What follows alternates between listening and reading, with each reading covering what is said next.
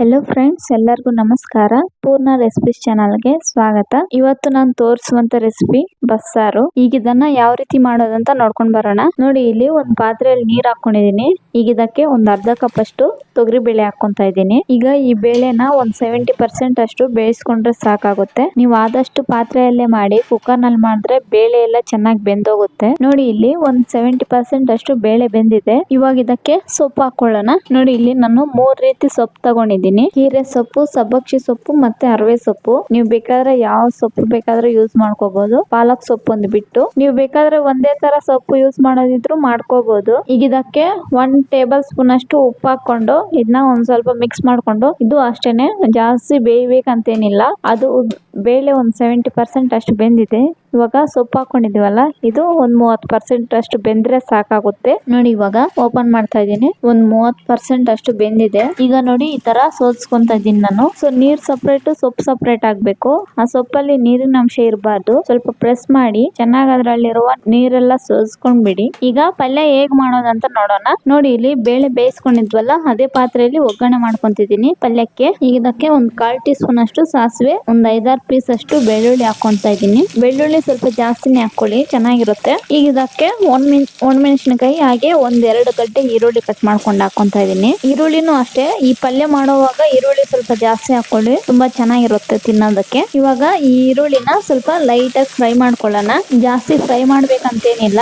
ಹಾಗೆ ಇದಕ್ಕೆ 1 ರೆಂಬೆ ಕರಿಬೇವುನು ಹಾಕೊಂತ ಇದ್ದೀನಿ. ಹಾಗೆ ನೋಡಿ, 1 ಚಿಟಿಕೆ ಅಷ್ಟು ಉಪ್ಪು ಹಾಕೊಂತ ಇದ್ದೀನಿ. ಉಪ್ಪು ನೀವು ನೋಡ್ಕೊಂಡು ಹಾಕೊಳ್ಳಿ, ಯಾಕಂದ್ರೆ ಸೊಪ್ಪು ಬೇಯಿಸೋವಾಗೇನೆ ಹಾಕೊಂಡಿರ್ತೀವಲ್ವಾ, ಹಾಗಾಗಿ ಇದಕ್ಕೆ ಬೇಯಿಸ್ಕೊಂಡಿರುವಂತ ಸೊಪ್ಪು ಹಾಕೊಂತ ಇದೀನಿ. ನೋಡಿ, ಈಗ ಇದನ್ನೆಲ್ಲ ಸ್ವಲ್ಪ ಮಿಕ್ಸ್ ಮಾಡ್ಕೊಳ್ಳೋಣ ಒಗ್ಗರಣೆಯಲ್ಲೇ. ಆಮೇಲೆ ನೀವು ಪಾತ್ರ ಸ್ವಲ್ಪ ಅಗಲವಾಗಿರೋದೇ ತಗೊಳ್ಳಿ, ಯಾಕಂದ್ರೆ ಪಲ್ಯ ತಿರುಗ್ಸಕ್ ಚೆನ್ನಾಗಿರುತ್ತೆ. ಸೊ ಇವಾಗ ಪಲ್ಯ ರೆಡಿ ಆಗಿದೆ. ನೆಕ್ಸ್ಟ್ ಈಗ ಸಾಂಬಾರ್ ರೆಡಿ ಮಾಡ್ಕೊಳ್ಳೋಣ.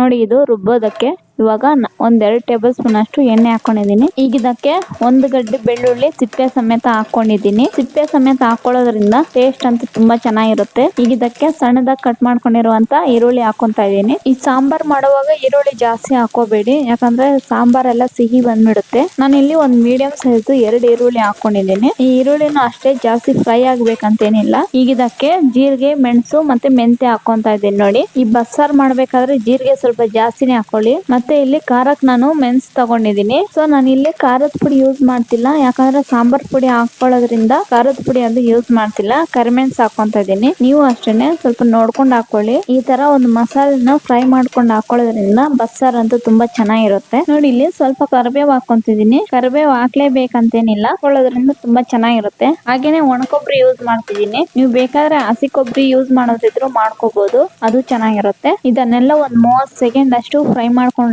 ಸಾಕಾಗುತ್ತೆ. ಜಾಸ್ತಿ ಫ್ರೈ ಮಾಡ್ಬೇಕಂತೇನಿಲ್ಲ. ನೋಡಿ, ಇದು ಫ್ರೈ ಆಗಿದೆ. ಈಗ ಇದನ್ನ ಆರಕ್ ಬಿಡೋಣ. ನೋಡಿ, ಇಲ್ಲಿ ಒಂದು 10 ನಿಮಿಷ ಆರಕ್ ಬಿಟ್ಟಿದ್ದೆ. ಈಗ ಆರಿದ್ಮೇಲೆ ಒಂದು ಮಿಕ್ಸಿ ಜಾರ್ಗೆ ಹಾಕೊಂತ ಇದ್ದೀನಿ. ಹಾಗೆ ನೋಡಿ, ಒಂದು ಸಣ್ಣ ನಿಂಬೆ ಹಣ್ಣು ಗಾತ್ರದಷ್ಟು ಹುಣಸೆ ಹಣ್ಣು ಹಾಕೊಂತ ಇದ್ದೀನಿ. ಹಾಗೇನೆ 1 ಟೊಮೆಟೊನ ಕುಕ್ ಮಾಡಿ ಹಾಕೊಂತ ಇದ್ದೀನಿ. ನಾನಿಲ್ಲಿ ನಾಟಿ ಟೊಮೆಟೊ ಯೂಸ್ ಮಾಡಿದ್ದೀನಿ. ನೀವು ಬೇಕಾದ್ರೆ ಫಾರಂ ಟೊಮೆಟೊನು ಯೂಸ್ ಮಾಡ್ಕೋಬಹುದು. ಮತ್ತೆ ಇಲ್ಲಿ ನಾವು ಒಗ್ಗರಣೆ ಮಾಡ್ಕೊಂಡಿದ್ವಲ್ಲ ಸೊಪ್ಪಿಗೆ, ಅದನ್ನು ಹಾಕೊಂತ ಇದ್ದೀನಿ. ಹಾಗೆ ಒಂದ್ ಸ್ವಲ್ಪ ಕೊತ್ತಂಬರಿ ಹಾಕೊಂತ ಇದ್ದೀನಿ. ಈಗ ಇದಕ್ಕೆ ಒಂದ್ ಸ್ವಲ್ಪ ನೀರ್ ಹಾಕೊಂಡು ನುಣ್ಣಗೆ ರುಬ್ಕೊಂಡ್ ಬರೋಣ. ನೋಡಿ, ಇವಾಗ ಇದು ರೆಡಿ ಆಗಿದೆ. ನೆಕ್ಸ್ಟ್ ಈಗ ಸಾಂಬಾರ್ ಹೇಗ್ ಮಾಡೋದು ಅಂತ ನೋಡೋಣ. ನೋಡಿ, ಇಲ್ಲಿ ಒಂದು ಪಾತ್ರೆಗೆ ಸ್ವಲ್ಪ ಎಣ್ಣೆ ಹಾಕೊಂಡಿದ್ದೀನಿ.